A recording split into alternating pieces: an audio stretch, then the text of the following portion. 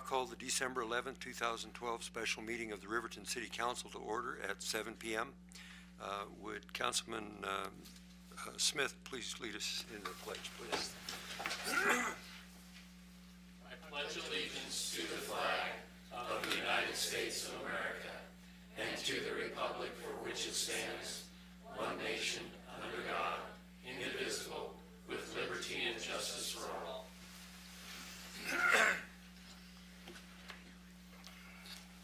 Would the city clerk please conduct the roll call? Yes, Your Honor. Councilman John Lars Baker. Here. Councilman Todd Smith. Here. Councilman Rich Guard. Here. Councilwoman Diana Mahoney. Here. Mayor Ron Warpness. I'm present. The chair would entertain a motion to excuse council members Heiser and Christensen from tonight's meeting. Your Honor, I move we excuse Councilwoman Christensen and Councilman Heiser from tonight's meeting. Second. Been moved and seconded. Is there discussion? All those in favor signify by saying aye. Aye. Opposed, same sign. Motion carries. I declare that we have a quorum this evening. And the chair would entertain a motion at this time for the approval of the agenda. I move we approve the agenda. Second. It's been moved and seconded to approve the agenda as presented. Is there discussion? All those in favor signify by saying aye. Aye. Opposed, same sign. Motion carries.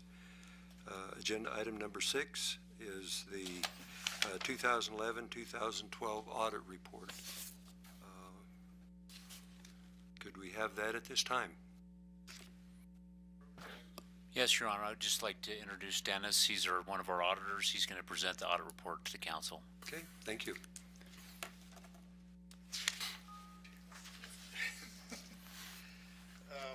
First, I'd like to let the council know that. Could you step up to the podium if you could, so that, yes. This one here? Okay. Am I Yeah. going to turn something on if I leave my... We need you to speak into the microphone there. Okay. We're televising, and so the folks at home want to be sure they catch all your words. Okay. Okay, thank you. First, I'd like to let the council know that we always have the full cooperation of your staff. We appreciate that. Your records are very easy to audit. When we ask for information, we're provided that in a timely fashion, which allows us to get in and get out without too much disruption to the staff, hopefully. So we appreciate that. So there's a letter with the report. That's just a letter we're required to give to the council that says we've completed the audit. It is not part of the audit itself. It's just a letter kind of outlining the audit, the scope of the audit, and that we've completed the audit. So at some point you can read through that. So if we go to the report, pages 1 and 2 is the independent auditor's report. This is an unqualified opinion. It's the best you can have. It basically says you're preparing your financial statements in accordance with generally accepted accounting principles. So it's a clean report. On pages 3 through 11, this is your management discussion and analysis, and I'd encourage the council to look through that at some point. It gives the highlights and accomplishments of the city of Riverton through the year in kind of a narrative format, so I'd encourage the council to look at that. The staff spend a lot of time gathering that information and putting it together, so it's a good thing to look at. The government-wide financial statements, the balance sheet on page 12. This is basically the balance sheet. You're showing total net assets of $59,952,000. This is about $600,000 above last year, so that's a good thing. It means you've increased your net assets. Your net assets is the difference between your assets and your liabilities. It's if you were a for-profit company, that would be your net worth. So you're a strong organization. So you could look at that, and there's a lot of financial statements here. The income statement the statement of activities is on page 13 and 14. And if you look over on the far right-hand side, about the third line up, that $624,000, that is what your net assets increase. So that's basically the net income of the city of Riverton. So again, a very favorable trend there. There's two other reports in the financial statements. One's relating to government auditing standards. As part of the audit, we're required to test compliance with state and local law. to make sure the expenditures you have are properly documented and that they're not violating any state statute. And we did not find any instances of non-compliance with those statutes. So that, again, that report is a clean report. And then there's also, since you receive so much money in federal funds, we're also required to test specific compliance with federal grants. And on that report, we did not find any material non-compliance items. So again, both of those are clean, unqualified reports. So it's a very positive reflection, not only on the council, but your staff preparing these financial statements. We do not make very many adjusting journal entries.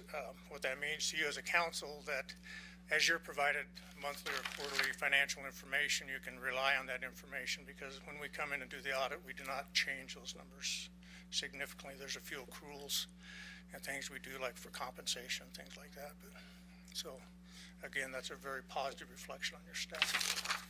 Thank you. So that's kind of a nutshell of what, there's a lot of information here. I don't want to take your time and bore everybody reading that to you, but it's a clean report. So. Does the council have any questions for Dennis today? Any concerns? Just a comment, Your Honor. I've sat in this chair when we have had not so clean reports, so this is really good stuff. Yes, Thank you, staff. I can't speak highly enough of the staff, and I know how hard they work at making this kind of a report possible, and so it's really nice to hear that confirmed, you know, from an outside source such as yourself. So sometimes you hear stuff down at the coffee shop and whatnot, and it just this is nice to, it really is. Any other comments by the council? I guess not. We Oh, don't- I'm just excited that this is a nice, easy Yeah. work to take. It really is. Appreciate all the effort that goes into doing that. I know what that takes.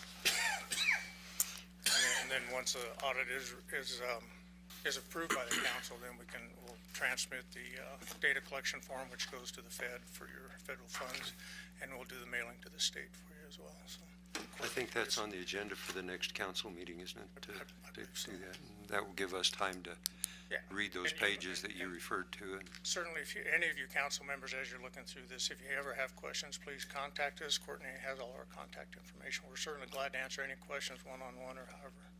So, glad to do that. She knows how to get a hold of us. Your Honor, Mr. Chalker drove 3.5 hours to get here, and he's driving 3.5 hours to get back tonight. I feel like we ought to really question him hard here. I can't imagine that he's not interested in the skating And the master plan. presentation that we're going to have next. That will That's a keep great you around here project. for a while. So. Yeah. Okay. I really appreciated your comment where you said that it's a strong organization, and I certainly feel that way from my position, you know, and looking at the staff and the work that they're doing and whatnot. But that's a nice comment. So thank you. Okay, thank you. Thank you. Okay. Good job, Courtney. Gloria. Thank you. Everybody. Okay. Agenda item number 7, Central Wyoming Skateboarding Association presentation. He knows what this is.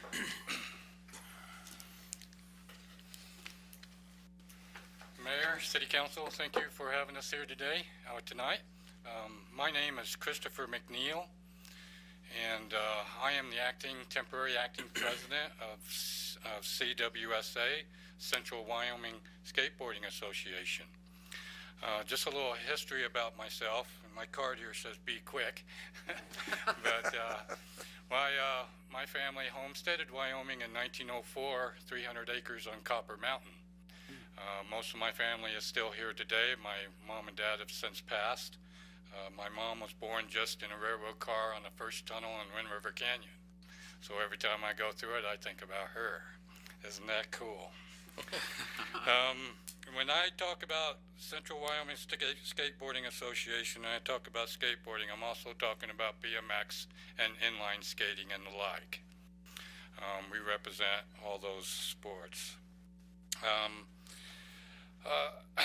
My dad joined the Navy, and unfortunately I had to move away from Wyoming and move all over the country on the East Coast. But when he retired, I moved back to Wyoming. I was looking for happiness and moved to Idaho Falls and then got married. But don't kid yourself, I've been married for 29 years very happily to a wonderful woman, beautiful inside and out. I have 3 wonderful children, a boy that's in Peru right now doing a walkabout, and 2 wonderful girls. One of my girls were in the BMX sport for a long time. She has so many trophies, we had to buy a new house to hold them all. We've been in sports a long time. I've been in school for 7 years, long time. I've got my BS degrees in corporate training, post-secondary education. I stayed in school, went to graduate school, got my degree in emergency management and planning, and studied a lot in biohazard terrorism, and did some aviation safety. I did land a job with Wyoming State Trails Program with state parks, and I'm the off-road vehicle safety coordinator for the state of Wyoming. I travel the state, been doing that for 8 years, and I have a big youth program, and I teach a lot of kids how to ride ATVs safely. I do snowmobile safety, I do avalanche courses, and they're coming up pretty fast if we get some snow. But it isn't about me. I have a lot of experience, though, with state clubs and associations. I am a founder of a national association. I was recently invited to Washington, D.C. to speak at the Consumer Product Safety Commission at an ATV Safety Summit. I think that was a little stressful than it is tonight. But it isn't about me too much. It is about these kids here today, tonight. This is what I'm here for. I'm helping them get organized, and it's all about our kids here in Riverton. Presentation today, I'm going to be talking a lot about, not a lot, but we'll be quickly moving on through the introduction to CWSA, skateboarding highlights and concerns. We'll be talking some about our objectives. Yes. So, how come?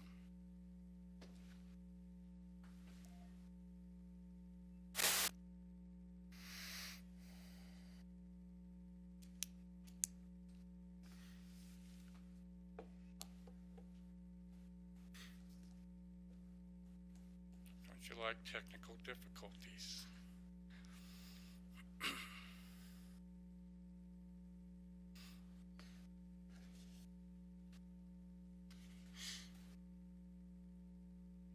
Well, you got to see the first slide.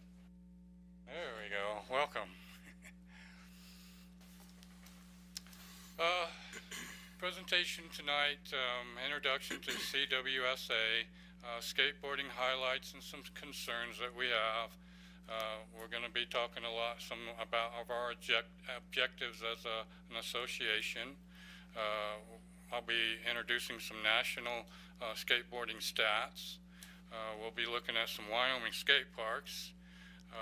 We'll also be talking about some design information that we've been educating ourselves with. We'll be showing you some design recommendations that we like. My best friend Matthew Wright, also co-chair of CWSA, will present some thoughts, and then just right after he presents his thoughts, we'll be looking at a video that our members of the youth has made for us. So who are we? Central Wyoming Skateboarding Association. We're pretty new. We're about 6 months old, but it feels like we're a lot of years old. These kids are really quite cohesive when we get together. They've been a team for a lot of years already. It always starts the same throughout the nation. There's always one voice when we start these things. and that voice was David Lane. There he is back there. Raise your hand, David. He's been here before. With that voice come about some help. Myself, Matthew, but throughout the nation, when this happens, there's always a committee that the city council needs with experts in the field when it comes time to maybe even thinking about building a skate park for our youth. With these committees, though, you got to be real careful because some of these committees don't do their homework. They end up pawning some of their homework on to building companies, to maybe designers, and they end up building a park that really isn't quite functional. It's really kind of bad. There's a lot of bad skate parks out there. We've got together and we want to be your committee. We want to do the footwork, we want to do the hands work, we want to be your eyes and ears, and we are doing our homework. We are not just a voice, we are a club, and we're going to stay a club. After everything's done, if and when, if we can build a skate park, and that's the question, we want to be an education function for our youth in Riverton. Eventually, we want to give out scholarships. Most committees for city councils end up dissolving after things are done, but we don't want to. We want to keep going and have fun. We are a nonprofit organization also. We are working towards a 501c3. Becker and Albright here in Riverton has donated their time and money to help us do that. Skateboarding has millions of participants and is growing while team sports participation is in the decline. There is over 21 million people skateboarding across the nation. If you look at 2005-2006, skateboarding is number 5 in the sports. If you look in 2011, it has jumped up to number 3 most popular. Quite amazing. I didn't know that until not too long ago. Skateboarders are part of every community across the nation. It started in the 1950s. Our local skateboarders are not a part of a fab or they're just a group of kids with this sport ongoing. They are not something that's unique or uncommon. Thousands of communities understand value of skate parks. Many park directors claim they would have made a skate park larger if they could do something different. I remember in the 1960s, I was in Newport, Rhode Island, and I used to cut off the steel wheels on my roller skate and screw them onto a board and start skating a little bit. I guess if I would have continued, I might have been the next Tony Hawk, maybe. But, yeah, the design, if you design a park that succeeds, I believe it's a gold mine. Parks Department recalled many. They ranked their park one of the most popular used facilities in their city. If we look at some of the designs that have been made, as far as how they design them, we're looking at PIP concrete, pour in place. This method involves traditional poured concrete. It's called shotcrete installations. They end up just framing the whole skate park and just spraying this concrete and shaping the skate park. This process is the most popular. Poured in place concrete and precast concrete is a pretty good function here. If you look, some of this skateboarding equipment is made at a factory. It's already pre-made and it's shipped in and it's put in place. And then they pour in place the concrete around it, so it's a mix. It's called precast concrete, in-ground. If we look at this method of steel prefab, this is still popular, but we're looking at professionally built ramps made out of steel, no screws, no connectors. It's all one unit, professionally built. This is still quite popular. Custom wood, not too much of this is going in unless you have a building we can have, and we can have an inside skate park. Most of this goes indoors. Then we have some of the stuff that's been built a long time ago, the above ground ramps with kick plates. That's what we have now. Kick plates just aren't popular anymore. Hardly any of these are going in now. If you look at all the skate parks that have been built in 2011, there's 101 professionally built parks. If you're not colorblind, the red ones are pour in place. There's 72 of them. The precast in-ground with pour in place, there is 24. That's the blue ones. Or the green ones. The blue ones are the steel prefab, and you may just have one or two of the other. If you look at the skate parks in Wyoming, there's more than I thought.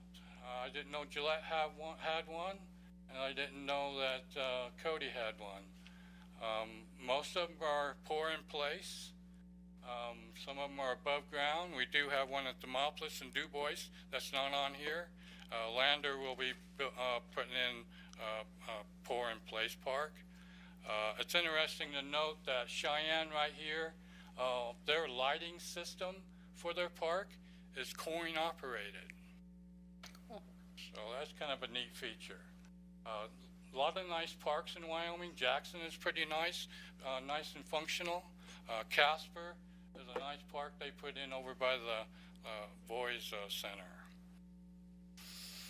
So when we look at statistical averages of skateboarders per population, 8,000, you're going to be looking, if you have a nice park, you're going to be looking at 368 skateboarders on average.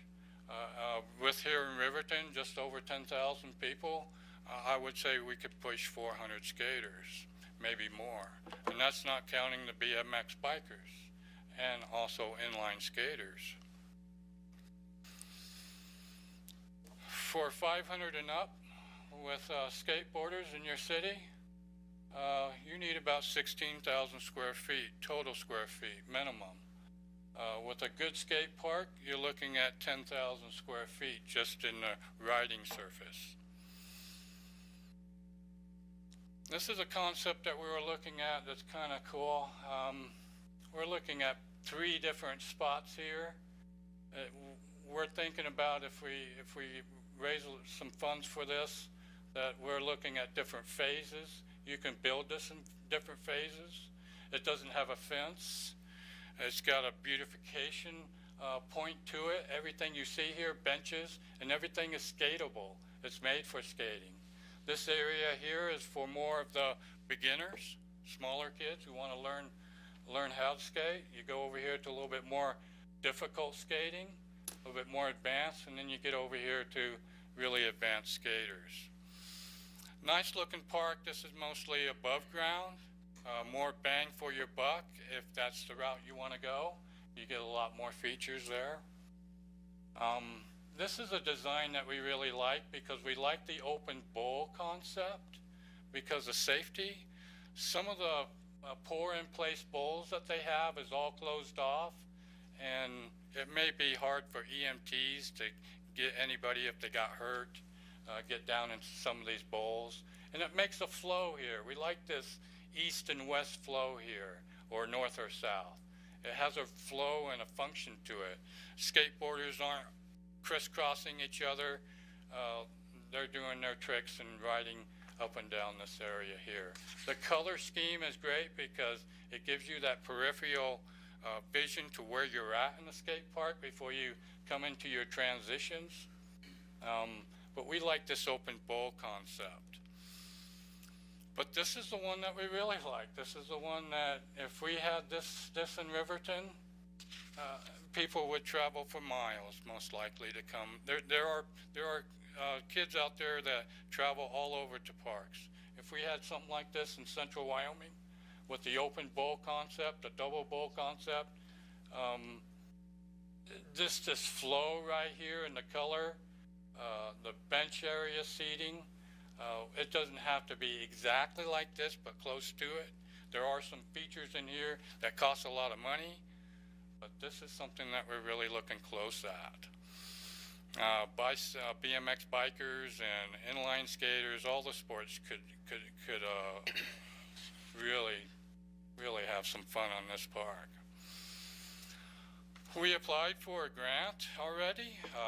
This is a huge grant. This is kind of stipulated though. If we use American Ramp Company, which by the way we flew in to give us a presentation, which was very educational for our group, we applied for a grant, and this is very uncommon. They never give out 30%. They usually give about 15 or 20% out to these grants.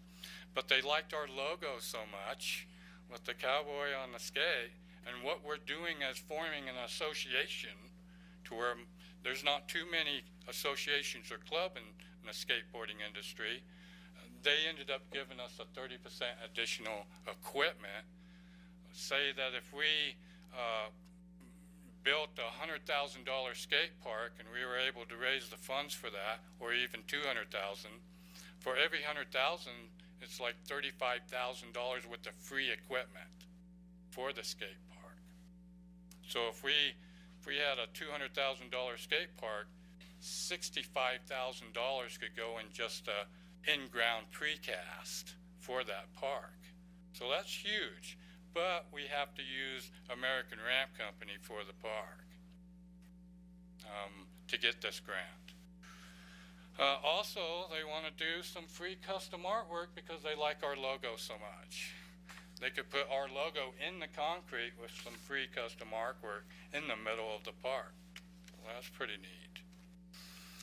Before I go to my last slide though, Matt, my best friend and co-chair of the CWSA, would like to say a few words, and it's right after that, the kids would like to say their words in a video.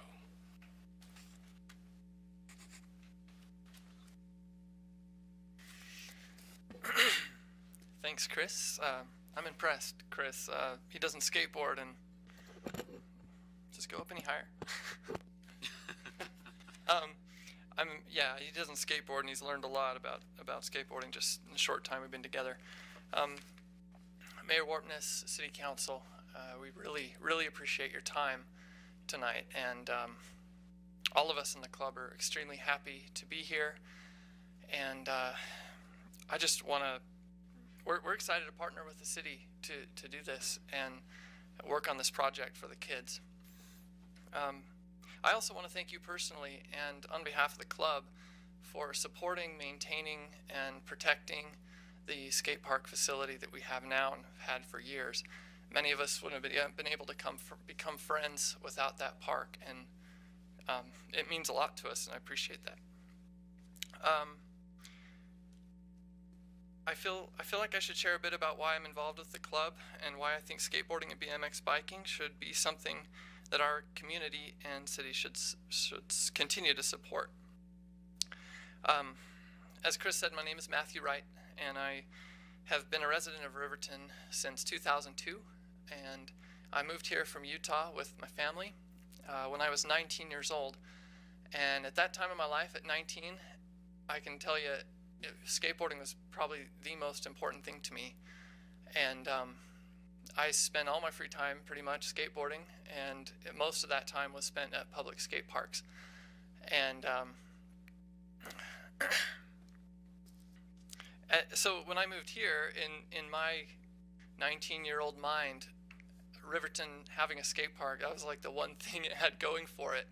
And I knew even before I got there that I would find a place that I would fit in, that I knew I could make friends there, and I was absolutely right. The friends I have that met there on some of the first time I went are here today, and so they're good friends. And but skateboarding has done so much more for me than just help me build friendships. Back in Utah before I moved here, it was my skateboarding led me to my love of filmmaking. And filmmaking, because I made so many skate videos with my friends, my works soon got recognized. And I was soon, as a junior in high school, I was filming professional skateboarders for a while. And so that soon led to filming weddings and taking part in documentary filming and all the above. And so then moving here to Riverton, I started a videography business for 5 years, and now after graduating from broadcasting school, I work at Wyoming PBS as a production specialist. So, okay, why am I telling you this? I'm not proposing that if every kid that gets into skateboarding is going to find their career, but I will say that it will keep kids busy finding themselves, and that's exactly what happened to me. And now that skateboarding is a $5 billion industry, I don't think we should rule out any possibilities of these kids maybe finding the same path that I was led down. And there's just so many jobs within skateboarding, and then when you get there, you can continue on to a career outside of the skateboarding world. So, okay, because skateboarding has done so much for me in my life, I feel almost obligated to give back to the sport in some way. And in order to do that, I propose we need to think a lot bigger than just getting a new skate park. We may want to consider changing our attitude if need be, and focusing on how skateboarding looks to the public, really. I think in order to truly improve the reputation and image of skateboarding, we need to have the skate park has to be in a more lively, safe, and positive area.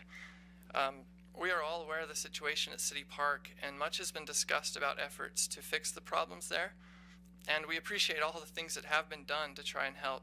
But in the 10 years that I have spent skating at that skate park, and even just this year, I still see major problems. More times than I can count, I have felt uneasy and at risk, and have even left out of fear. So if I have felt that way in my late 20s, I can't imagine how a 10-year-old would feel. I personally know many parents, some are here tonight, who will never drop their kids off at City Park, regardless of the conditions of the skate park facility. So maybe the chain link fence is meant to offer protection for the kids, and I think that's great, and it's a good start. But I ask, should the skate park even have a fence? Should it be so isolated? Or is it possible for us to envision a skate park sharing the same area as a highly utilized, thriving park? How about next to a soccer field, a baseball field, a dog park, or a playground? Can skaters and bikers coexist with the general public? The CWSA is going to be working very hard to raise a considerable amount of money for a new skate park in Riverton, and we humbly ask for a new location. And if that isn't possible, then we would love to discuss the subject further and try to help in any way we can. We feel strongly that just having a nice new skate park alone isn't going to help fix the big problems. I interviewed some of the youth in Riverton over the last few weeks, and this video we're about to show you is what came out of that. Thank you.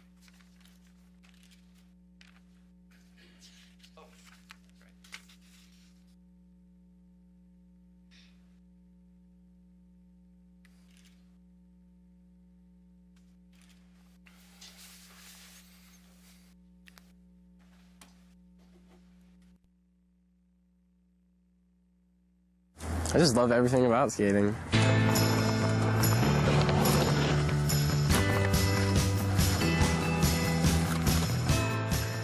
When I'm mad, I can just hop on a skateboard, and just instantly I'm calm, having fun, doing what I love to do. I like going high up in the air. I do motocross too, so I just like going fast. Releases endorphins, physical exercise. It's great. When I'm still walking around town, if I see a puddle, I'll avoid it just so my skate shoes don't get wet. It's a reward when I'm done cleaning or I'm doing something good. My mom lets me stay extra longer and help me forget about my bad times.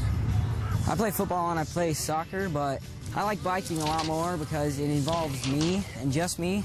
Skateboarding, I mean, it's one of the only sports that promotes independence. I don't really care for team sports because I saw extreme sports and I was like, dang. And I'm small for my age, so biking, you don't have to have an age or height. You can be anyone and ride. You know, you're not going to get kicked out or shunned down because you have a different view on how to do it. It's going to be celebrated. People are going to recognize it and they're going to appreciate it. Like, it keeps me fit, so I'm not like a blob. You can't just sit around and expect to get good. Generally, it takes practice. It takes dedication. You know, you have to take care of your body. You got to stretch and warm up before you try anything really big or anything like that. I do have a short temper sometimes. I guess it helps me control it. An alternative for, like, hurting my little brother, or I can take it out on my bike, you know? One of the things that helped me out, especially through high school, I knew a lot of people that were going out partying and getting drunk, getting into trouble. Usually when I went out and skated, I didn't do that stuff. I wanted to have a clear head. I wanted to be sober. My hands aren't idle when I'm skateboarding, and idle hands are the devil's tools, right? Oh yeah, I mean, I broke a board. I didn't have any money and I couldn't replace it. And it was killing me, so that really actually, like, just breaking the board really motivated me. So I started working at Kmart. Skateboarding's a lifestyle, and the skate park is where you live that life.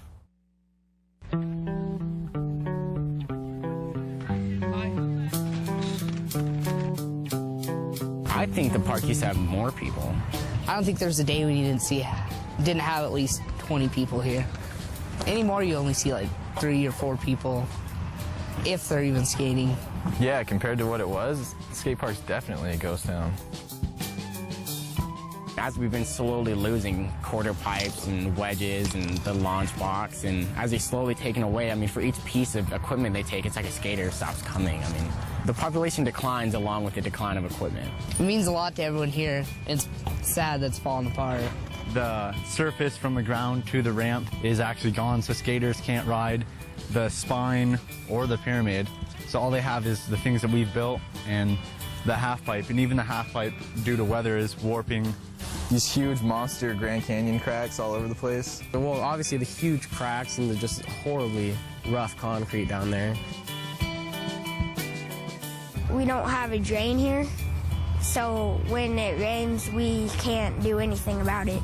Like, if it really rains, it'll take about maybe 2 or 3 weeks to, like, dry up.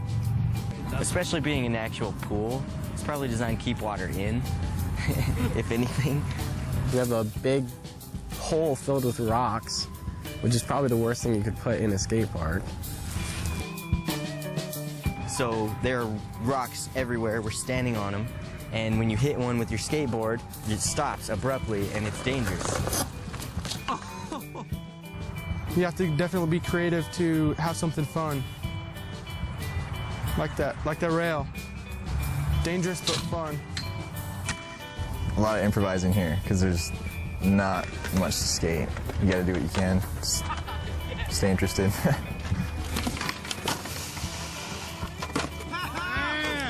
This right here is the box that we built and brought it down here. We had another one that was built, but the wood wore out before. It lasted us about a year. This one's probably gonna make it about a year.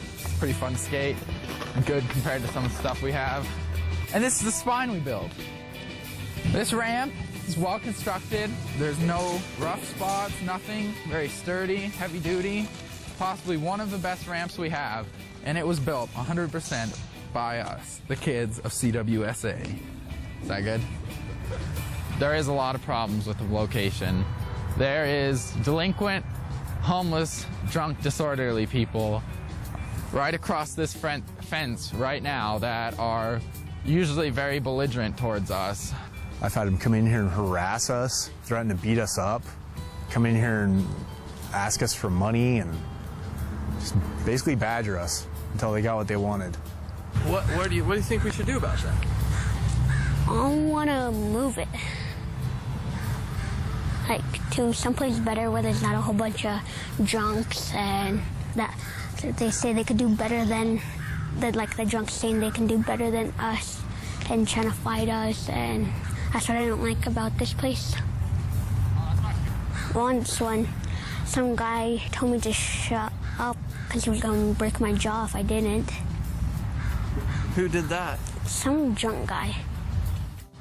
And we're just right in the middle of it all. We can't really be known for as something good because of the surroundings.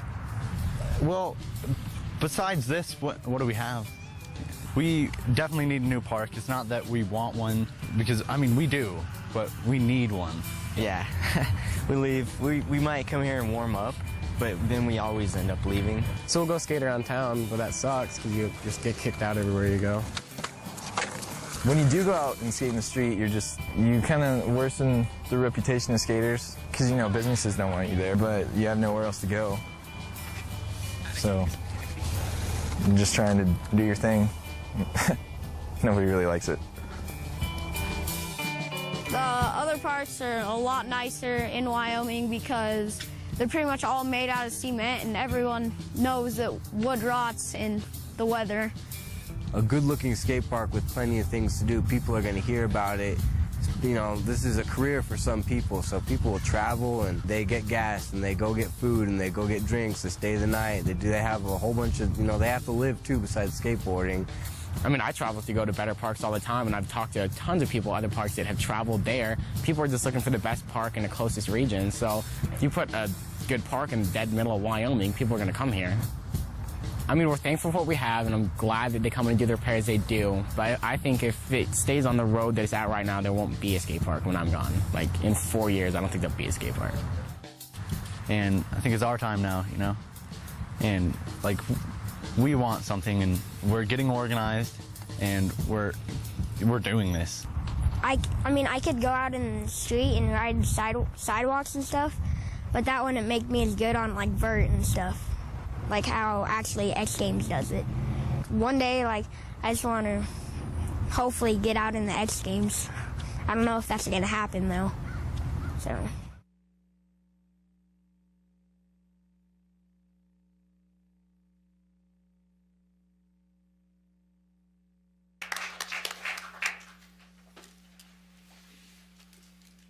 We do have some donation contacts here and then our website. For as new as we are, we're really ahead of the game. We have a Facebook page, a website.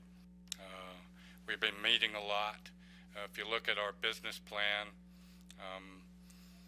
or our business plan draft, we already got our bylaws written.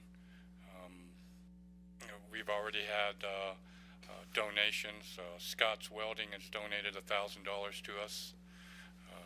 There is a nonprofit that's sending a check for $500 already, and we haven't really pushed ourselves yet.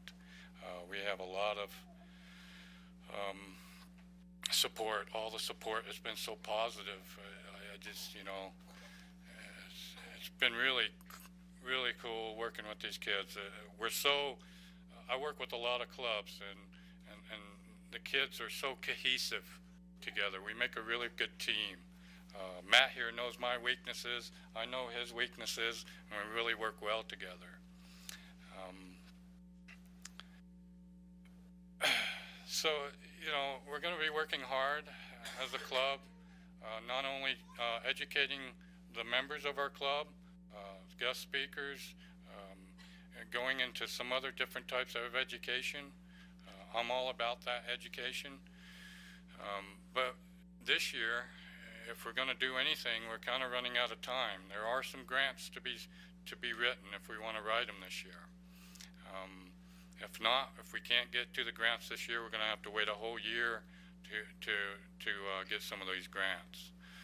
In our draft business plan, it shows that we're going to rely on a lot of grants. Not a lot, but a lot of the money from the grants. So I guess the question is that we want to be your partner. We want to be your committee in this venture. We want to do all the homework for you. We're really organized. We need your help, and we're excited to work with you. Very excited. We do need some concrete decisions. There is some issues to work out. Where do we build a park if we build a park? And those are the issues that we really need to address. It is for the kids. And it's very humbling to know that we can get these kids together and help them succeed in their lives. So if you have any questions, we could take any questions. And I'd like to thank you for having us. Thank you very much for coming this evening. It was very interesting, and I enjoyed it a lot and learned a lot. And I think that Mr. Urbikite has been acting as a liaison with the city, with the skate park folks, as I understand it. And do you have any ideas? You're talking about asking for a new location. Do you have any ideas in mind, or are you just open to any guidelines? Or? Well, the prospect of maybe over by J.C. Park has come up. I've heard that there possibly might be an uneven piece of ground over there that might work. It's there's advantages of staying at the city park. I mean, it's already got landscaping, already has electricity, it already has good foundation you can build on, or you could put it anywhere there. But those are good.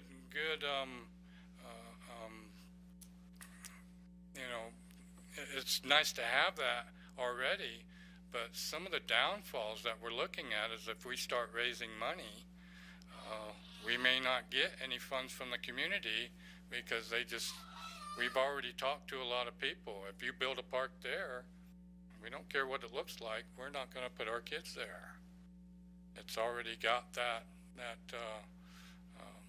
I guess, tag on it, or whatever, for lack of a better word. I don't know what to do about changing the atmosphere there. I am optimistic, though, that if you do build something nice, it may change. But the whole park would have to change. What else could you put with it to try to change that, I guess, thoughts of what the public has? It is a dangerous place for a lot of kids. There is a lot of harassment there. And you saw that in the video. That's just disturbing to me. Is there any way to get rid of that? Try to work towards trying to make a safe place for a nice park.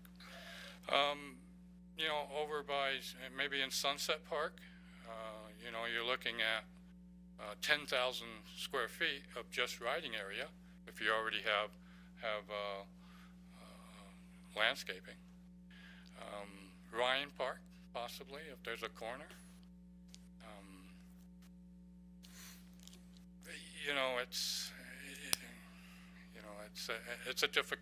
It's a difficult issue here. You got all this land at State Park, and we already have a designated skate park. I think we measured it the other day. It's like 32,000 square feet. If we did our math correctly. But we still face the challenges of trying to raise funds from the public because they don't, if we need to do a survey and do a study with the community, then we might have to do that. But grants are coming up within a month. There's 2 or 3 grants I can write for right now. And we're ready for that. And we could do a first phase, if we could possibly do a first phase this summer, or end of the summer. So, there's some things to look at. We want to invite you to our club meetings, maybe talk about it, or we could come to you and talk about it. When do you meet? We meet try to meet every third Thursday of the month. We've been meeting twice a month for a while, trying to get our organization off the ground. Where do you meet at? We meet at School District 25 at the, what do you call that, Matt? What room is that? Yeah, the administration building, District 25's The biggest room. the biggest room there. We try to. If we don't meet there, then we meet here in the back room or at the library. So, did you want to say anything else, Matt? Your Honor, Yes. Councilman Mahoney.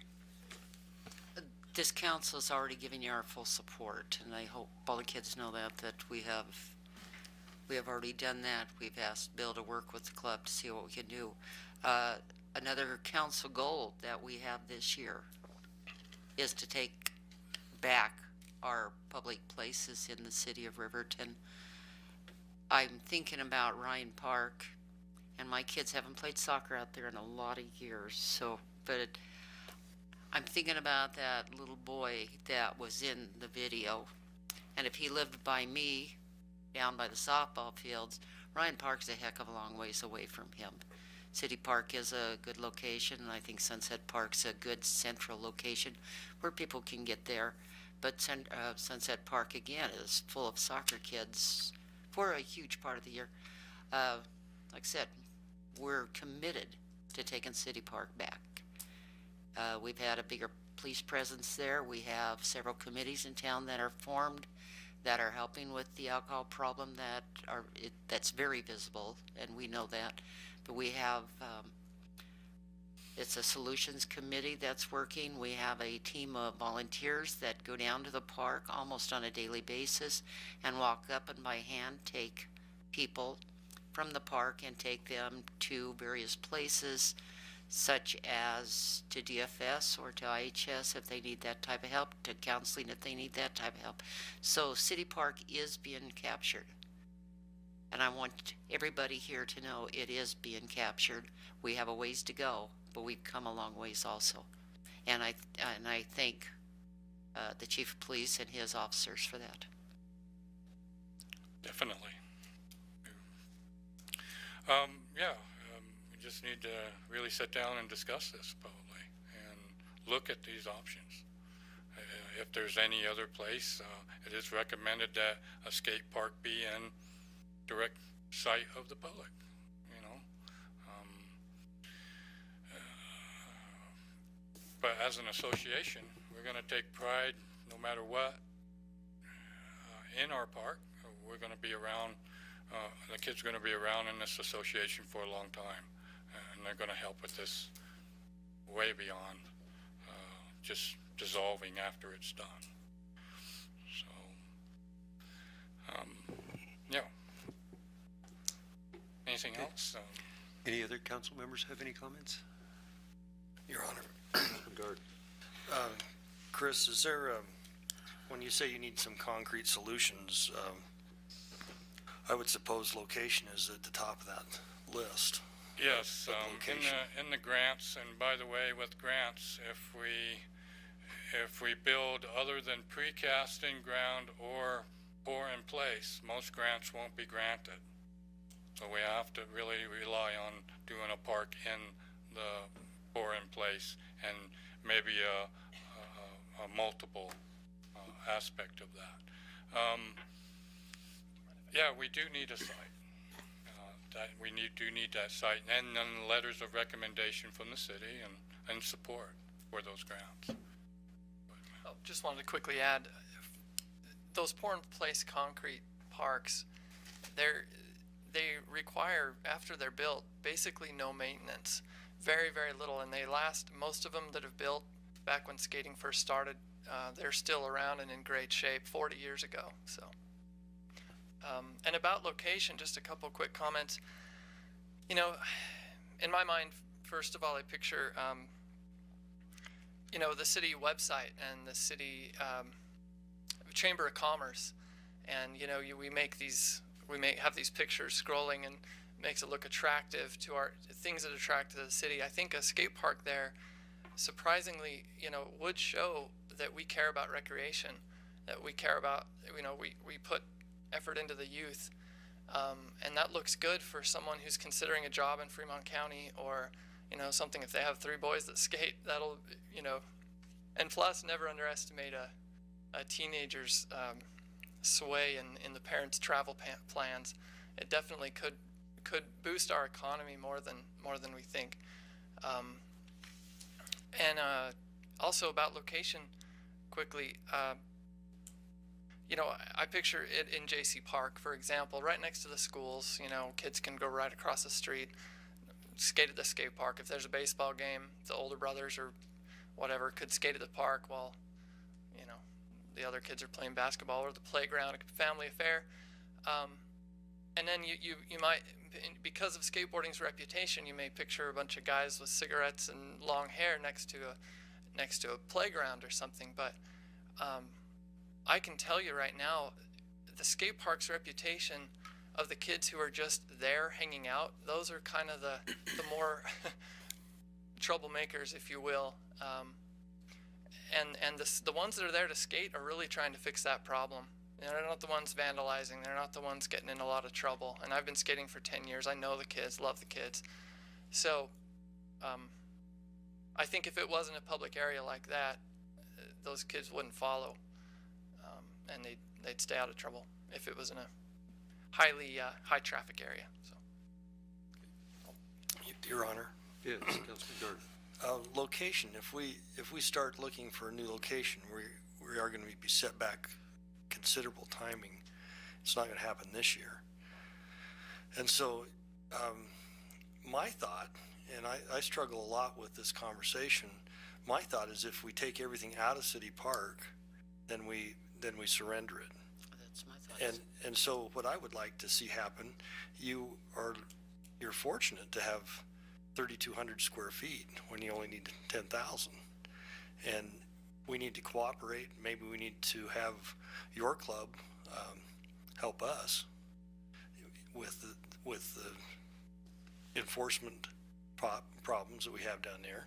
Instead of letting those things go on, if we could relay those to the police department, and they could come to your assistance, and then it's a wonderful facility. We have the best city park and the best people to manage our city parks in the state of Wyoming. And if we move everything out of the city park, then all we have is grass to mow, and we're going to have to tear out that facility. We might as well spend that money building instead of tearing out. And so I would encourage you to press people. You could write your grants. You've got your location. You can fundraise, and we need to support you a little bit better and make sure that harassment is minimized to its ultimate. I think somehow we have to get parents to change their attitude to drop their children off at City Park. And I think that's something that we really do need to discuss around this table and do our very best to assist you with that.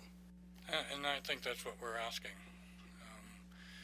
If it's a possibility to move to another spot, we realize that, there's geographic surveys, there's, the master plans and all that stuff.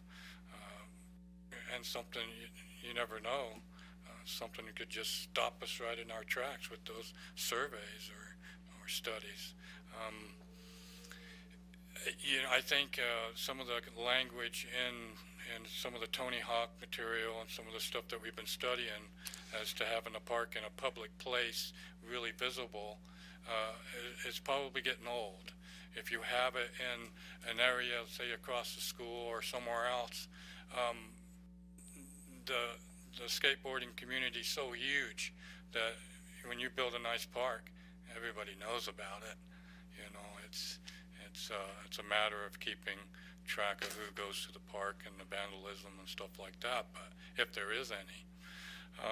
We thought possibly there's been some thoughts of moving the park closer to the street and using that street property like beachfront property and having it right there on Federal and Main. Would that help as far as public's eye view and stuff. And then what could you put with it?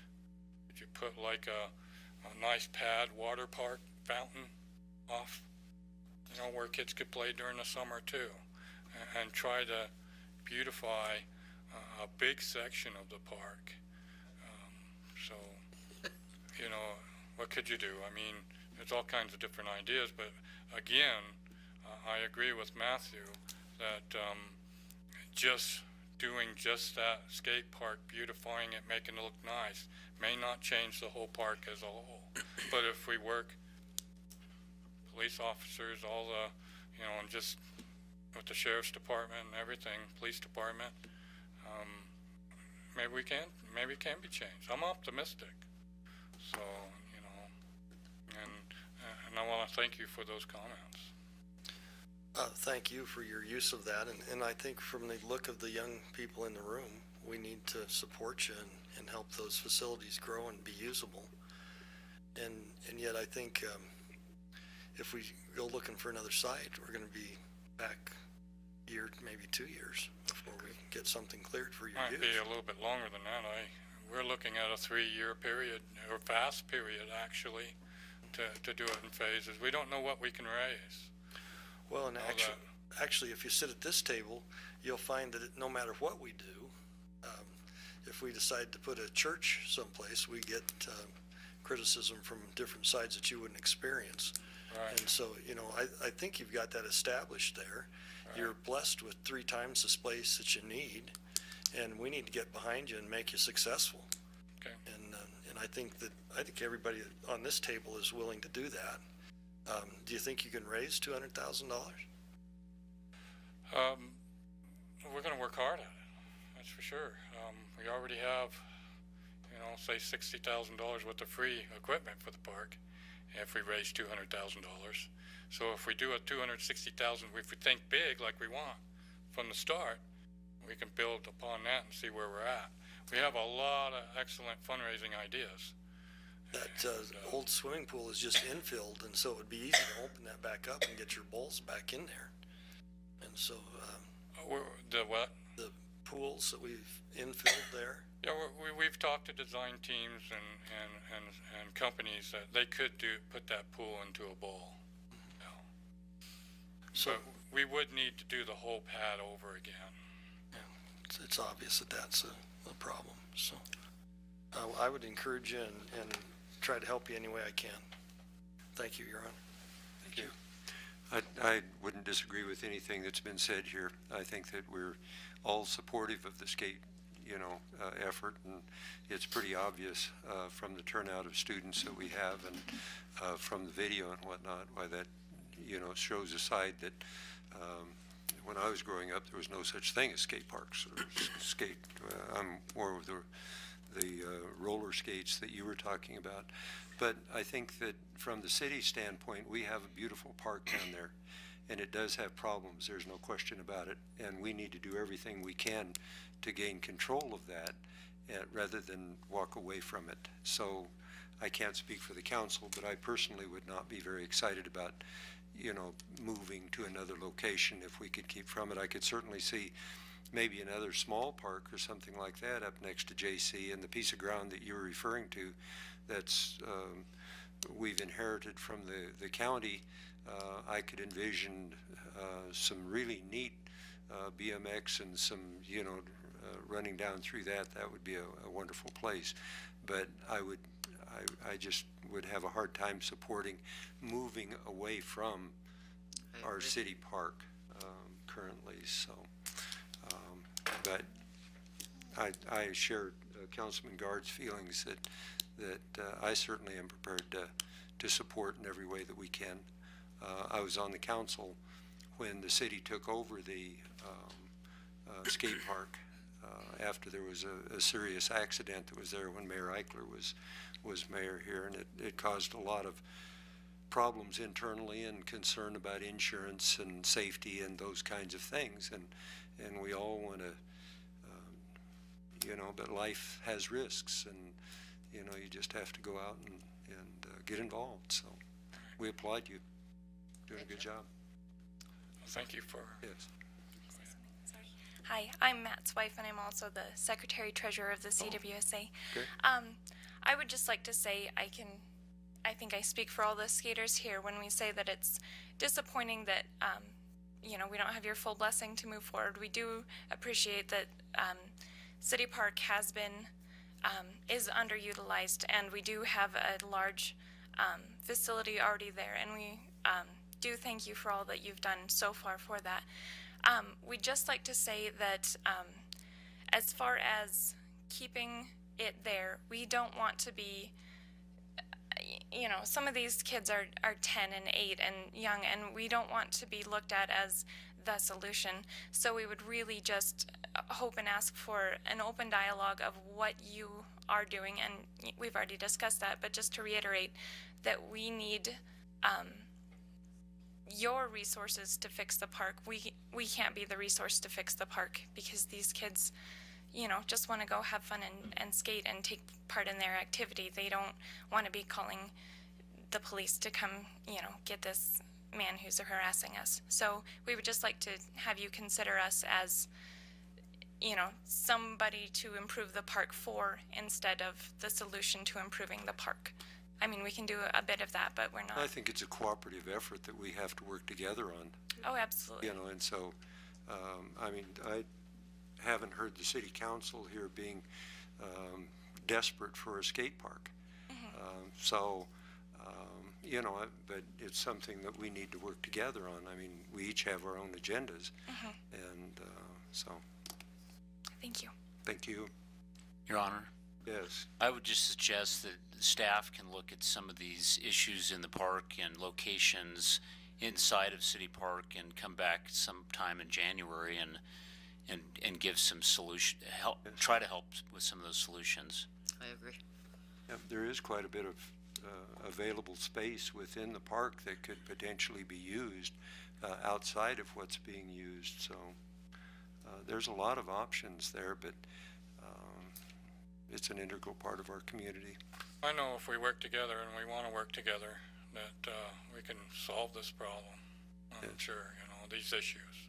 They are strong issues with the public, stronger than I even think, I thought.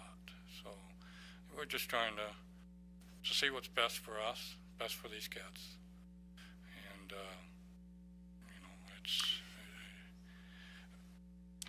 it's going to be a good thing. I think so. Sounds like it. Your Honor, so I Appreciate your coming. Yes. would suggest that we send this back to Bill and Stephen and go on. I agree. Another speaker. My name is Amy Green. I'm a mother of Jarrett and Kyler Green, and also a business owner in the town, and part of the fundraising committee for the CWSA. As part of this, if we could get some kind of a commitment from the city saying, that you guys are working on this, so that when we start our fundraising to go talk to businesses, that they understand that this is going to be upgraded. It's going to be, you guys are working on the problems that are happening there, because the other business owners that I have talked to in town said, you're doing this at City Park, we want nothing to do with it. And I have talked to a lot, and they are not willing to donate any money unless they know the city is behind us and that you guys are working on taking care of the problems that are there. So if we can have, when we go around to do our fundraising, we can say, this is a commitment from the city, what they're willing to do to make this a safe place. Because I have many parents that are just devastated that I do take my kids down there and I drop them off. They think I'm a crazy mom. But I trust my kids. They are good judgment. They know when to call me. They know when they're getting harassed. And I come and pick them up. But to try to go get money from businesses, they're not on board on this. So if this is where it's going to be, that we can have some kind of something from the city that can tell these people that, yes, you guys are making instead of just reading in the paper or what they can see here tonight, something that we could take to these, various companies and get donations. Your Honor. So. Yes. Please. This council has voted to support the skate park. Yes. 100%. No nay votes. 100%. Okay, thank you. We have a solutions committee in town Yes. that is ran by the chief of police.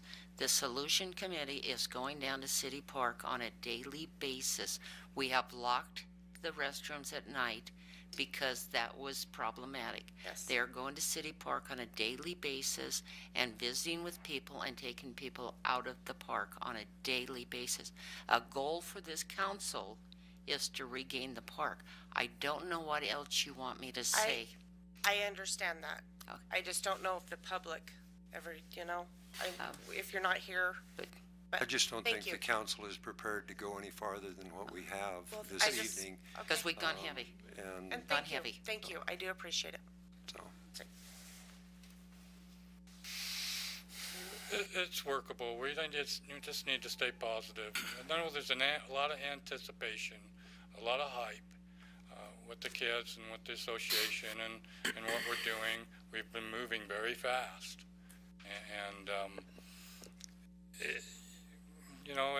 there's some issues. We'll work it out. It's workable. A letter, those letters would be nice. Thank you. you bet. Thank you for coming this evening. We appreciate it. Is there anyone else who would like to comment? Council? Okay, moving along. Agenda item number 8, sewer line warranties, marketing agreement with utility service partners. City Administrator's report, please. Yes, Your Honor. Before you, you have a marketing agreement and a sample letter that would be sent to citizens in the community if they want to sign up for this new program. Maybe I should wait.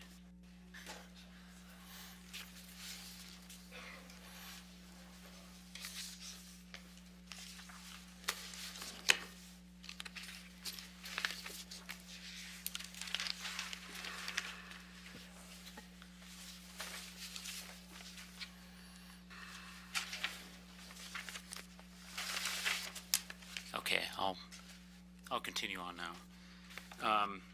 Obviously, at the last council meeting, we voted to terminate the city's sewer lateral protection plan and sign up for the National League of Cities administered by the Service Line Warranties of America. I've been in contact with them in the last week, every day, 3 times a day, trying to push them as quickly as possible to get a process involved so that the citizens can sign up for that.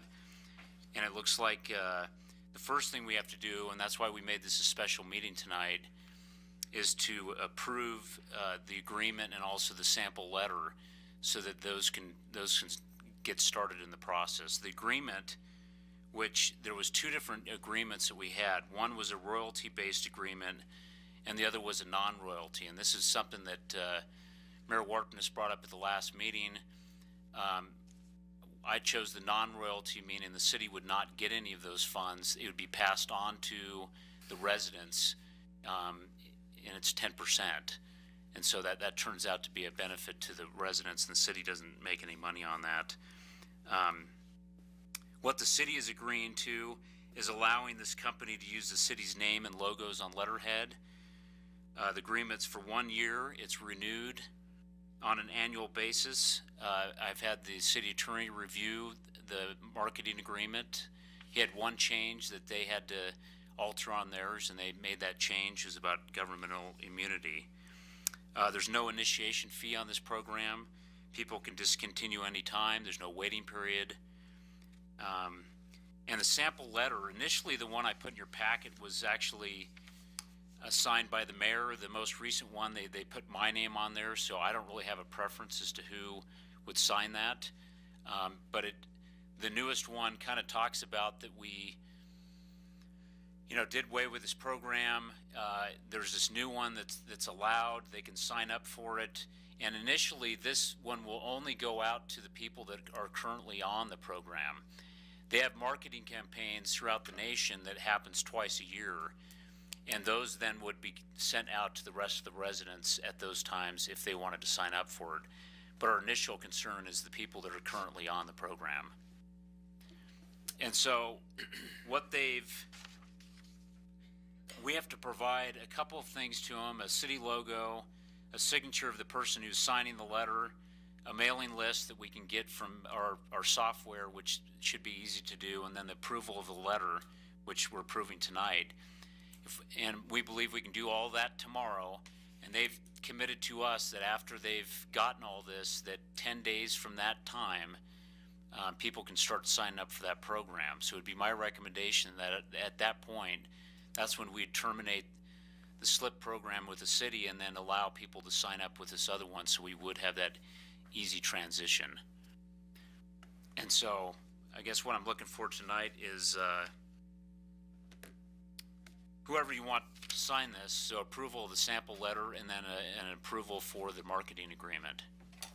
Yeah, I have no problem with your name being on there, Stephen. Okay. I don't, it doesn't matter to me. So if that's the way they have it, well, that's fine. The other thing I forgot to bring up is the price. I asked them about the price. They first said with the royalty applied, it would cost $6.10 is what the price is going to be for people to sign up for it. Additionally, if they pay for a whole year at once, they get another 10% off, which turns out to be a savings of, let's see. Well, yeah, it's $7.32 is what they would save, which would bring it down to $65.88 for the whole year divided by 12. So that turns out to be $5.49 a month. So that's a pretty good price. And what are they paying now? They're at $336. $336. But my estimations, if we would have kept the program, we would have had to raise it up that high or more. Obviously, our service is not as extensive as the one that we had, because this strictly deals with the lateral, not with the cleanup process. But so things are moving along, and I hope that once we have a drop dead date, we can then send out a letter. Well, this letter will go out to the citizens that are on SLIP, so they understand the process and how they sign up. And there's a 1-800 number on here to fill out. They've got it on their website, and so all the information is provided. Okay. So is there any questions? Your Honor, I have a question. In addition to the approval of the letter and the agreement, do you also need an approval for that time frame you were talking about, the 10 days, or is that something we approved in the motion last meeting? No, and that's true. I mean, if you want to make it, because I think we need to set a time frame of when our program will go away. And obviously I can't control, they give us the commitment of 10 days, but I can't control that. But I would recommend us having a drop dead date, so at least we can notify the public of when that date's going to be. Is it enough for us to say when this program is available to the public, our program's no longer valid or available? And that's fine. I think that's the intent of Councilman Baker's original motion anyways, was that once they're able to sign up for a new program, our program can go away.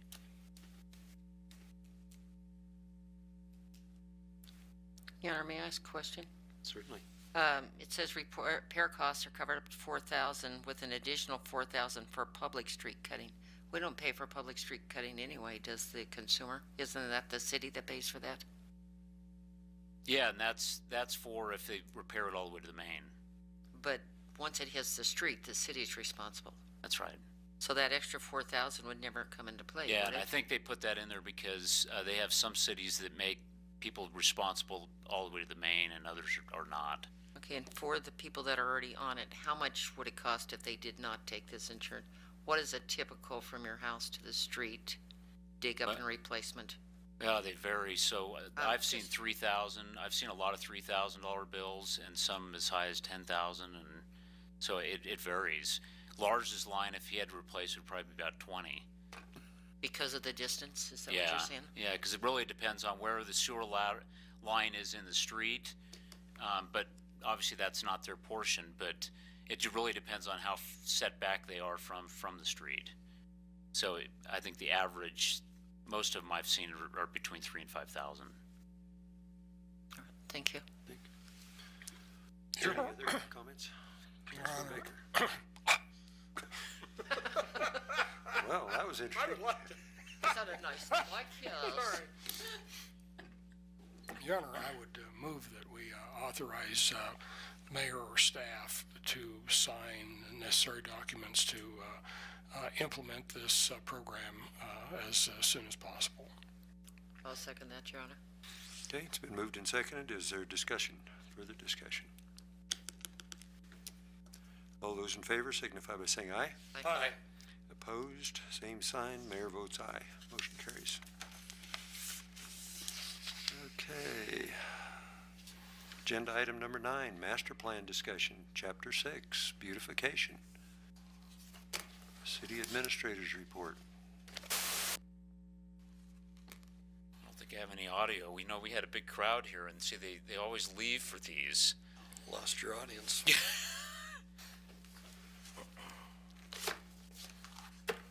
Okay, let's see.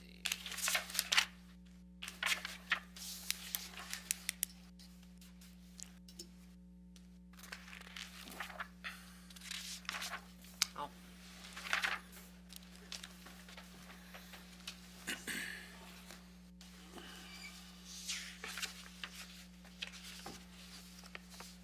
So when I put together this PowerPoint, just a tidbit that's kind of funny, I found this particular background. It's not really Wyoming.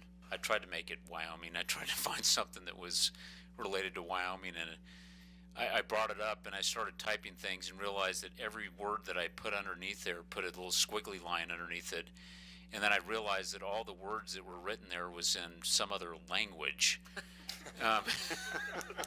So I think this shot is from a foreign country, not in the United States, but it looked kind of like an antelope to me. And the mountains in the back, and so tonight we're going to be going over Master Plan Chapter 6, which is Community Design and Image.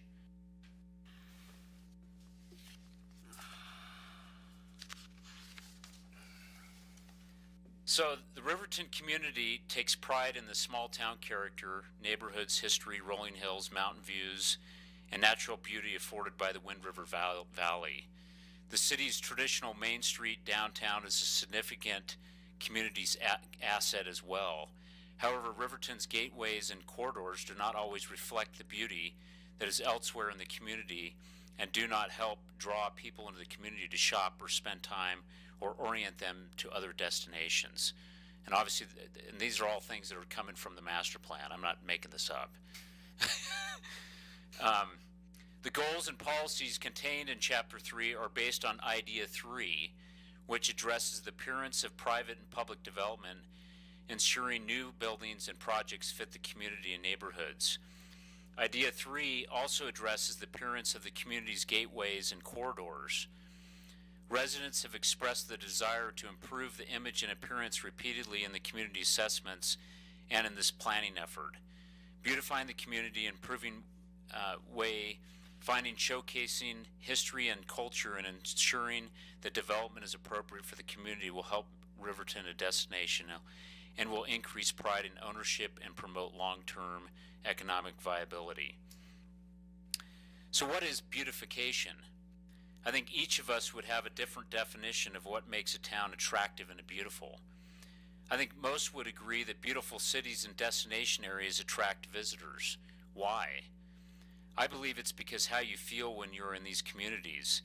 If destination cities were very plain looking, with no amenities or plain sidewalks and no landscaping, I don't believe they would be destinations.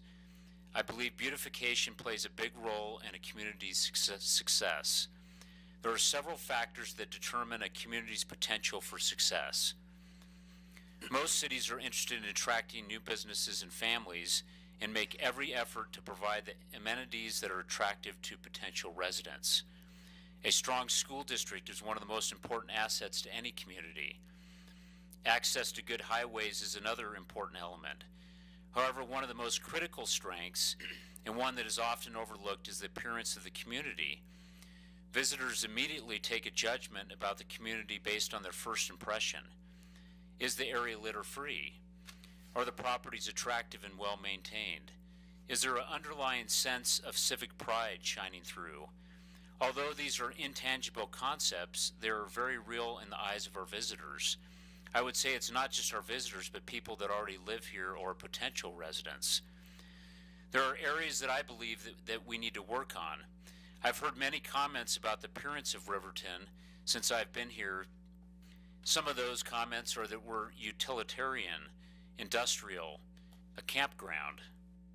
A lot of good comments about our downtown and about our parks. The very first thing that caught my eye when I came to Riverton was the lack of landscaping in and around businesses. Take the parking lot in front of City Hall and Safeway. There's nothing but blacktop and lighting. In my eyes, that's not very inviting. Landscaping is not really that expensive to put in when you're talking about new development. Beautification attracts people, and that is why people visit tourist spots, because they have been made a place that they feel good and wanted. A beautification project does not have to be enormous to make a difference. It can be simple as landscaping a corner in a struggling neighborhood, or as massive as constructing a new limestone welcome sign at the entrance of a community. The message is still the same, that the residents are proud of their community and they care about the appearance of their neighborhoods. Beautification is an effort that should be done both at the public and private level. Here are some interesting pieces of information. And some of this last part is stuff that I kind of did a little research on. Flowers improve people's mood and reduce the likelihood of stress-related depression. I thought that was kind of interesting when I saw that. Flowers and ornamental plants increase levels of positive energy and help people feel secure and relaxed. People associate beautifully landscaped areas with a higher quality of life. This is important in attracting businesses and sustaining growth in the community. Neighborhoods with beautiful parks and landscaping have reduced crime rates. Businesses increasingly recognize that quality of life is a key economic asset, and they seek locations in livable communities where people want to live, work, and play. In 1999, Arthur Anderson Consulting asked business executives when they located, why they located where they did. A majority cited high quality of life. Small businesses recently reported that open space and parks were among their highest priorities when deciding where to locate. In today's global marketplace, where capital and employees are extremely mobile, quality of life is especially important for attracting and maintaining a highly qualified workforce.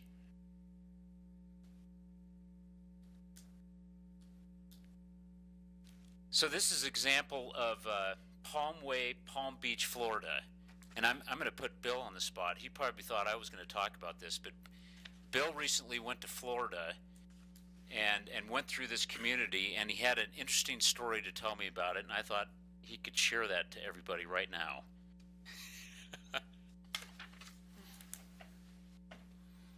Okay, well, I did just make the whole story up, but it is a good story, so I might as well tell it again.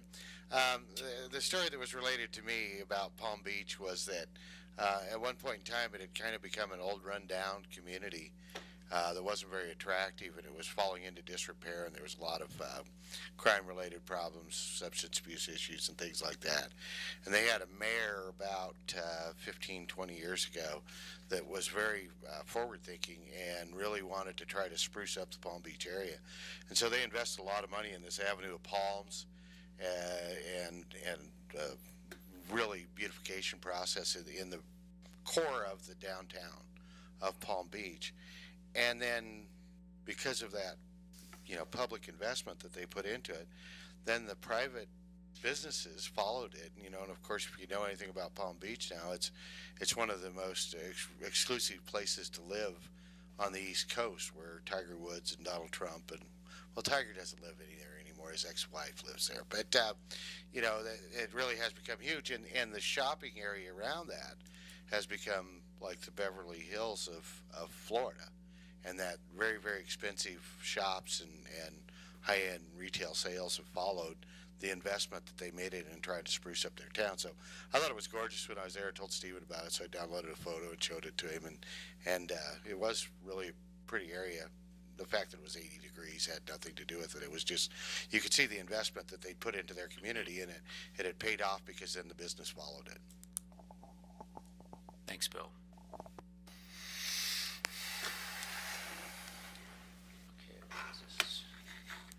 Okay. So this is the Beautify Community Gateways, and this is divided up into certain sections of town, and this is the West Main Highway 26 Gateway. The city will beautify its gateways and major corridors through the application of the gateway and corridor design principles contained in this chapter, as well as through the following areas specific actions were recommended by the community. First one, incorporate enhancements with the public right-of-way such as consistent lighting, streetscape, and targeted landscape enhancements along Airport Road as a part of future roadway reconstruction efforts. Facilitate cleanup and screening of outdoor storage. Extend sidewalks past Central Wyoming College on West Main. Prevent additional billboards and gradually phase out existing billboards. And the final one is ensure that Job Corps facilities enhance the appearance of the gateway through the thoughtful design and attractive landscaping. Okay, now we're talking about South Federal Gateway. Enhance appearance of the bridge over Wind River, the decorative lighting, long-lasting quality materials, and other features to announce visitors' arrival in Riverton. Facilitate the cleanup of debris and trash along the riverbank and on surrounding properties. Extend median and streetscape enhancements completed along Main Street to South Federal Boulevard. Explore opportunities to relocate the sale yard to allow for fairground expansion and improve the gateway appearance. Not sure how that's all going to play out now that since this master plan was adopted. Develop increased standards for the location and screening and reuse or redevelopment of vacant buildings and lots. Promote the strategic use of landscaping consistent with the gateway and corridor design principles contained later in this chapter. North Federal. Maintain a distinct northern gateway to the city by preserving aspects of the rural agricultural character provided by the Honor Farm and adjacent farmlands, and discouraging uncoordinated commercial development at the edge of the city. Require street trees and landscaping for new development. Coordinate with WYDOT on scheduled roadway improvements to explore opportunities to establish sidewalks, consolidated curb cuts, and other streetscape enhancements. Goals. First one is ensure new development fits Riverton. New development and infill development in Riverton will be of quality design to improve the image and appearance of the city corridors and neighborhoods. Next goal, showcase Riverton's history and culture. Riverton will preserve its history, showcase cultures of the region, and increase awareness about these aspects of the region and the city. The next one, the city will foster communication and cooperation between the city and tribes to define common goals, enhance the region and community's image, and highlight cultural diversity. The city will support public art that showcases Riverton's culture and history. Goal 3.4 is promote community events and culture. Riverton will continue to promote and support year-round community events and culture importance to Riverton residents and visitors. The city will coordinate with Fremont County Fairgrounds to increase presence of the events and use of the facility and continue to support improvements. Riverton will improve access to the Wind River. Work with adjoining property owners to clean up debris, restore native vegetation, and make the river a positive asset and symbol of the community. The city will continue to pursue expansion of the trail system and along the river. One thing that we have done with that is that exchange agreement with B&B. We now have another property there that has access to the river. Design principles.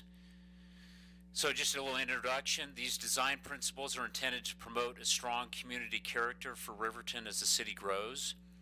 Design principles address key considerations to improve the quality and character of future development and should be used as a foundation for future amendments to the city's zoning code and or the creation of design standards for different types of development. Appearance. In commercial and mixed use principles.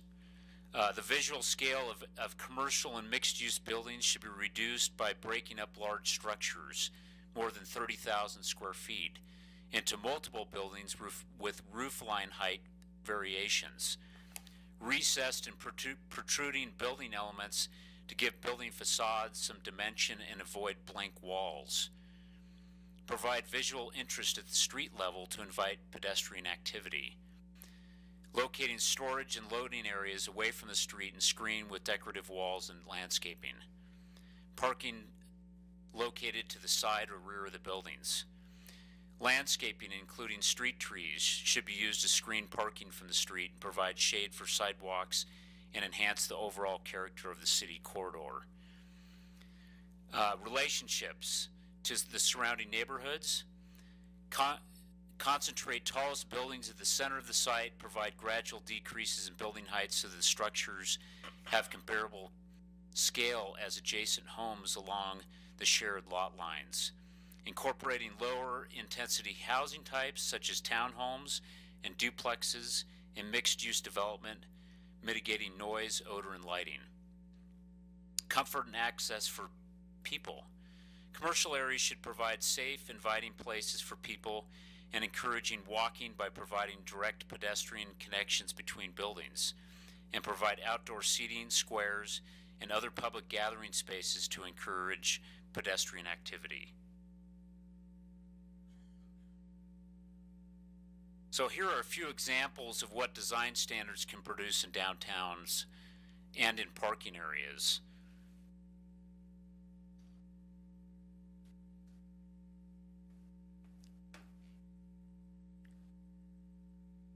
Any questions about those? Okay, and industrial design principles. Location. Heavy industrial uses should occur east of Smith Road, Airport Industrial Park, and existing industrial areas along East Monroe. New industrial are strongly discouraged along the south of West Monroe and along the Wind River. Outdoor storage oriented to the rear of the buildings are screened with landscaping walls or opaque fences. Noise, odor, and traffic should be mitigated through engineered measures and hours of operation. Neighborhood design principles. Neighborhoods are the building blocks of the community. The purpose of these principles is to make neighborhoods livable, attractive, vital places for people to live and to create long-lasting value for the city and owners. Design principles include mix of housing, single-family, duplex, townhomes, accessory dwelling units, and condominiums, all in the same zone. Character and quality, variety in the design and placement of homes, incorporating landscaping, sidewalks, architectural styles, and placement of features such as garage, and avoid cookie-cutter development. Neighborhood streets, designed to provide comfort, safety, and enjoyment for pedestrians. Ideally, detached sidewalks with street trees should be encouraged. Instead of the sidewalk right up against the curb, you would have a park strip that would put the walking path separated from the road. That's what they're talking about. And I think on one of my slides coming up, you see the huge aesthetic appearance between a sidewalk that butts right up against the curb and one that's not. Alleys and narrow streets. Encourage alleys to shift garages to the back of the property, narrower street sections which calms the traffic. Many people love the wide streets, but they complain about the speed. If you narrow the street, it slows down traffic. The other benefit to narrow streets is developers have more spaces for houses and less expense to put in a road. and the city benefits by less roads to maintain. Focus on on activity. Each neighborhood should have activities and amenities for its residents, mix of commercial development, parks, open space, and other community facilities. Direct pedestrian connections should be provided to existing commercial areas, schools, and parks. Parks, new neighborhoods should incorporate parks. Natural features, we should preserve our natural features such as streams and ditches and unique topography features. And the final one is energy efficiency. Encourage incorporate of energy efficient home design, materials, construction techniques to maximize solar and wind access to reduce water consumption. That's kind of in line with our last discussion about solar energy. Here's examples of some neighborhood designs. Far left is what they call kind of a cookie cutter neighborhood. I've lived in one of these. I lived in one of these when I lived in California, and they basically have 3 different designs you choose from, and so they all look exactly the same. The developers come in there and they put the landscaping in the front yards, and everything almost looks identical. And so there's a very different feel in those type of neighborhoods compared to ones that have a little bit more uniqueness to them. Obviously in the middle one, that's really cookie cutter. I mean, it's I think it's kind of a fake drawing there. But here to the bottom right here, this is kind of the neighborhood that I was talking about, where you have the curb and then you have a park strip in there. You usually have street trees, and then it separates the people walking back a ways. We have those in Riverton too. I've also lived in a neighborhood similar to this where it had a lot of uniqueness, and it really had, I think the value of the neighborhood kept its value in the fact that you'd have different developers in this piece of property, so you'd have a variety of different homes on each of these lots.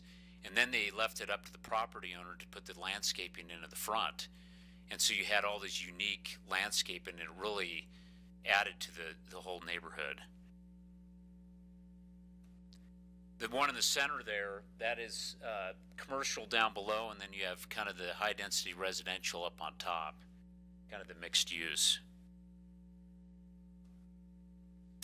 High-density residential design principles, location, located within or adjacent to commercial and mixed-use areas and along major streets with opportunities to walk to shops, services, and jobs.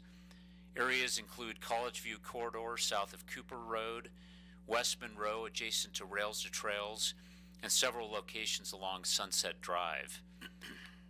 Appearance of buildings. Incorporate a variety of architectural elements avoiding the blank walls. Service areas. Dumpsters should be away from the street frontages and screened with landscaping or decorative walls. Amenities, play structures, pocket parks, or community gardens. Parking. Located away from the primary street frontages, landscaping should be used to screen parking and soften the appearance of surface parking lots.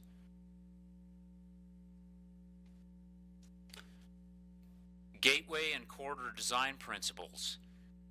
The purpose of community gateways is to strengthen the visual character of the city's corridors and entryways to improve Riverton's identity and image.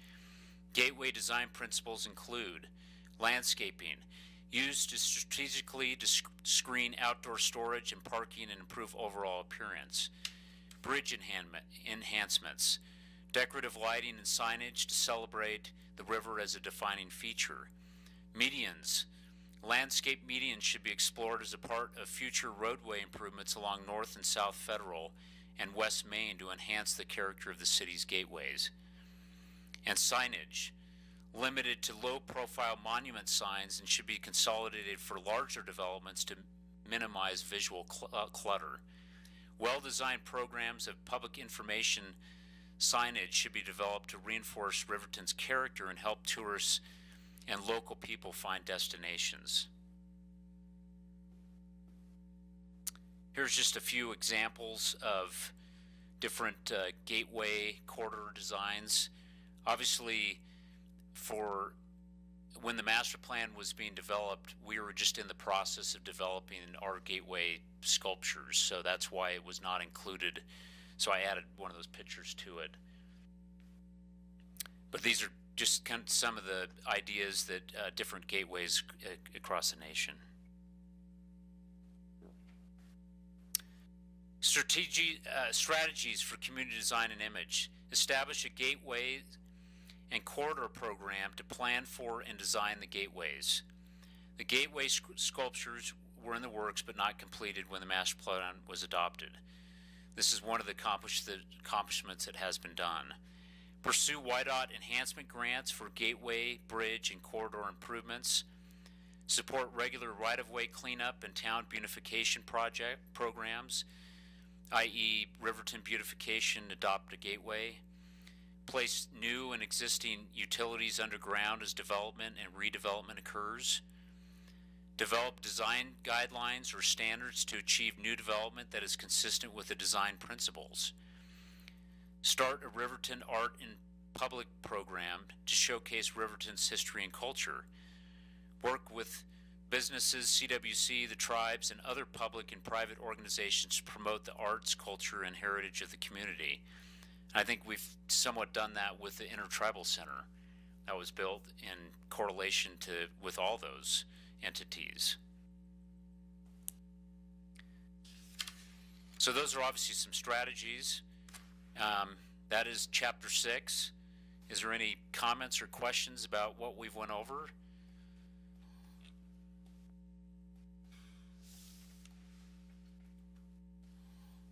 We all tongue-tied.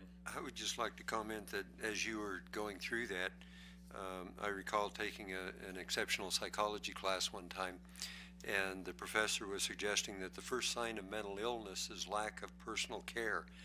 And, you know, when a person doesn't bother to polish their shoes or get soup on their tie and doesn't bother to clean it or comb their hair, brush their teeth, you know, those are the first outward signs of an inward mental illness problem. And I think a community can have the same kind of things if we, you know, see something that's wrong in our community and don't make an effort to clean it up or take care of it or solve the problem. You know, it's an indication of a deeper problem, and I think we all need to work on it. And there's some great suggestions that are in the master plan, and I think we're probably supportive of most of them, and some of them we've accomplished, and others we still need to work on. I know when I was on the council in 2000, why I'd hoped that we would get the debris along the Wind River down there as you're coming into town from the south cleaned up, and it still just looks like heck. So anyway, there's plenty of work left to be done. Yeah. Your Honor? Yes, Councilman Baker. I would, I'm trying to visualize what changes we would have to make in our code, our zoning rules to try to implement that.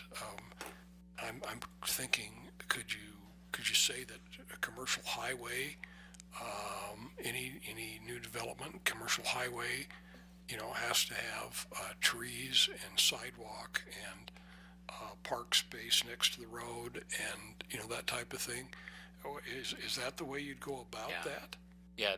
Actually have those kinds of rules that you would say this is, you know, how this has to be developed, and then maybe, you know, regulate some kind of setback away from the road for parking.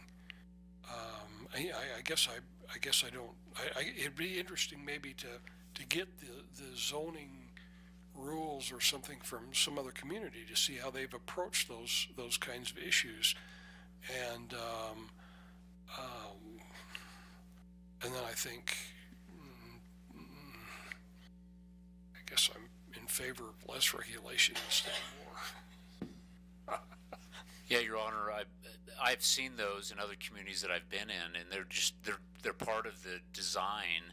So when someone comes in for a new development, they have to provide so much landscaping. So they'll say, if you've got a 14,000 square foot lot, they'll say a certain percentage of that has to be in landscaping, and that's a part of the development. The building code, they wouldn't get their final occupancy until those things are done. And so that encourages those type of things to happen. Currently, we don't have any of those in our code, so when people do put landscaping in, it's just because they want to do that themselves instead of being a requirement as a part of the development. And that's certainly things that definitely that they mentioned in here of, and a lot of these have to do with changing the zone. Just like in our last discussion, in our last chapter, there was things, if we wanted to try to make it easier for development, then we'd have to make some changes to the code, and that would be the same with landscaping. And so when new development or redevelopment at a certain level would trigger those to come into play, and then you'd have to put some landscaping as part of your development. I guess I wouldn't be wildly enthusiastic about, you know, codifying that kind of thing and requiring, you know, but I do think that we can encourage and take pride in what our community looks like and have as much peer pressure as we can to, you know, to make it happen. But I wouldn't be real enthusiastic about if it's on a, you know, our main streets or something like that, that's highway, you know, then I suppose you could make a case, but the farther you get away from that, why, I don't know, we've got so darn many rules and regulations and pushing us in directions that, you know, we should have sense enough to be able to tell when we've got a, you know, a nice looking community and try to do it of our own volition without having the heavy hammer of a city code hanging over us because we haven't put a tree in there. But at any rate, I don't know, it's just. I'm trying to be quiet, Mayor. You're trying to be I was waiting. I've been watching Councilman Guard through it, and he's kind of had a half smile on his face through the whole thing. Well, you know, we all have our struggles, that's for sure. But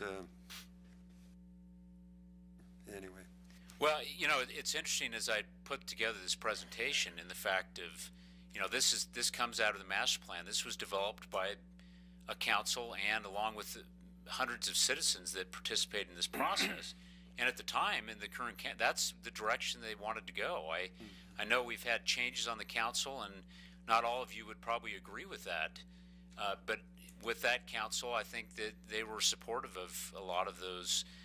And the only, you know, in response to the mayor's, sometimes to develop those type of things, you have to put those in place, otherwise people won't do it. And then you will have just the dead space of. And that's why I'm suggesting that if it's on a main street or a public thoroughfare where you have a lot of traffic and on, then you have a higher responsibility, I guess, to try to push something like that. But, you know, when you get off on the street, off on Sunset or Pershing or something, you know, then it's, but. Yeah, and that could happen. We could change it just on commercial highway, like Councilman Baker was talking about, where if you wanted certain areas of our entrance to our communities beautified and not so concerned about the other parts, that's something we could focus on just in those districts. Your Honor, there are things in the, you know, the master plan was written, and I suppose hoping for us to increase size and get larger. We don't have a lot of 30,000 square foot buildings. Sitting here trying to contemplate a few of them, Walmart, Kmart. Those people are going to build what they want to build, and they build the exact same building repetitively. Walgreens building, wherever you find a Walgreens building, you find the exact same floor plan, no matter if you dictate to it or not. Some other things that strike me odd are just simple rules that we can't back up a garbage truck in Riverton. And so putting the dumpsters behind anything is not a given. Our dumpsters are all in front of everything, and because we can't back up. And so, you know, some of those things we could change real easily, but because they're the way the city wants them, that's the way they are. And so enhancement is a two-way street, and what you think is pretty may not be to the developer. The developer is trying to get as many square feet in as possible. And so, I think those are an interesting guidelines, and I don't know exactly how you implement those guidelines. And look at the townhouses that we have in Riverton. They're not real marketplace-driven facilities. And so to suggest that we need to go put a bunch more townhouses in is probably not a design phase that's going to happen for a while. And so, I think that you somewhat have to let the market decide what they're going to do, very much like the county owns the county ground. Yeah. And they're going to do what they would choose to do there. And we can suggest and help, and I think they'd like to hear what we want to do there, because we are part of the county. But that's the problem with the developer, to say that all industrial developments are going to be south of Smith Street. Do you know where Smith Street is? Have we built any commercial buildings south of Smith Street besides the dump facility? Is that where it was? I thought it was that Cooper? The east side of Smith? Yeah. Isn't that the comment that was made, that all industrial sites are going to be built east of Smith Road. Yeah, that's what it said. Did I mistype that? No. That's in town there, coming this way. East of Smith is a great location for industrial sites, but no one's going to build there. And so, I think we got to use some common sense in those things, and people are going to develop as they need it and where they go. And I think you're correct. We need to get out there in front and suggest that they do things a little bit nicer. We don't have a lot of control over the corridor from the airport to Riverton. And we just need to understand that. And so I think we need to do the very best we can. And I would also emphasize that we do. I think the city of Riverton is an extremely aggressive, nice place to live. And I don't want to be negative about it. I think where we have it, when we can get our hands on it, the city does a wonderful job. Via its parks, we have some of the nicest locations in the entire state. And I think, lots of times we get this sidetracked to feel like we don't, and I think we do. And so if we can enhance a few things and suggest to some people some things that might be pretty as they develop, it would be a wonderful thing. I think our building department's smart enough to do that. Thank you, Your Honor. Anyone else care to comment? Your Honor. Yes. Just looking at the paper a couple days ago, where we should be contemplating that we'll see 300 families move to Riverton in the next 4 or 5 years. Yeah. What will happen is my wife and I were out driving around someplace, I can't remember where it was now. I was out in the Gardens North area. We were speculating that in 5 years, everything around Gardens North will also be trailer houses.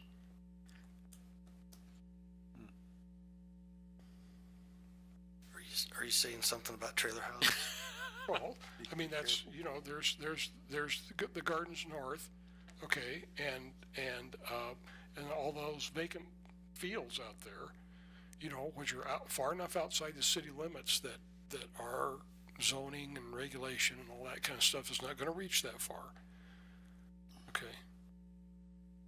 And so what will happen is that those will all be developed in that particular direction.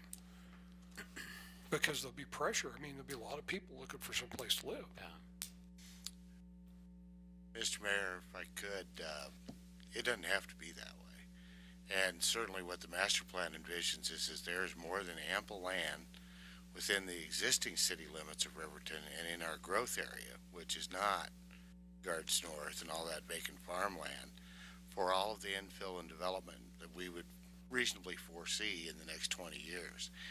And the city of Riverton can control its destiny in that without even adopting half-mile jurisdiction in zoning, because every plat within a mile of the city of Riverton must be approved by the city council, not just given a wave by. must be approved by the city council.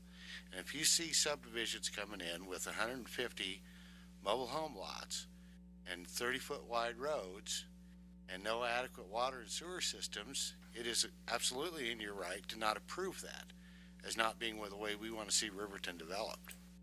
And that's what the master plan's all about, is we're saying we want to see existing undeveloped and underutilized land within the existing corporate limits used first, and then develop along the Riverview corridor out going towards the country club as residential development.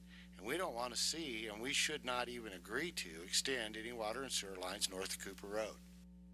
Because you're not going to have big subdivisions and big developments if they don't have water and sewer. And we can control that. It takes tough decisions, but you can control it. Thank you. Thank you, Mr. Overkin. No, I think the master plan, you know, is a good document, and I think it has some valuable ideas in it and whatnot, but I think anything that's put together by groupthink, sometimes, you know, when it comes up against the reality of the situation, it doesn't work. And so I think we need to use it as maybe a guiding light out there, but not a hard and fast something that we have to comply with. At least that's the way I look at it. So, is there anything else? Or shall we call it a day? Do you need a motion? I'm sorry? Need a motion? I move we adjourn. Second. It's been moved and seconded. All those in favor signify by saying aye. Aye. Opposed, same sign.